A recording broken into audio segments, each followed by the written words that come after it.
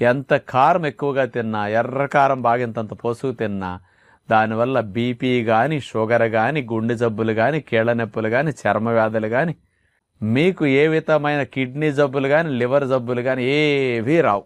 దీర్ఘ రోగాలు, మనం బాధపడే మందులు వేసుకునే మొండి రోగాలు ఏవి రావటానికి కారానికి సంబంధం అసలు లేదు. మరి ఇది వినేసరికి బాగా ఎర్రకారం బాగా వాడి ఎర్రెర్రగా తినేవారికి చాలా సంతోషంగా అనిపిస్తుంది. ఎంత మంచి విషయం విన్నాం కదా అని. ఇది యథార్థము. అసలు కారానికి జబ్బులు కలిగించే గుణం అట్లాంటిది లేదండి. ఎర్రకారం ఎక్కువగా వాడటం వల్ల ఇబ్బంది ఏమిటంటే మంటగా ఉంటుంది కదా నోట్లో పెట్టుకునేసరికి. వాళ్ళకి కొన్ని రోజులు తినేసరికి ఆ మంట అలవాటు అయిపోతుంది. అది పక్కవారికి మండుతుంది కానీ వాళ్ళకేం మండదు. కాబట్టి ఈ సెల్స్ అలవాటు అయిపోతాయి. ఏదైనా ఎక్కువైతే తినేటప్పుడు కారానికి నోట్లో లాలాజలం వస్తుంది, కొంచెం కళ్ళమ్మట నీళ్లు, ముక్కమ్మట నీళ్లు కారం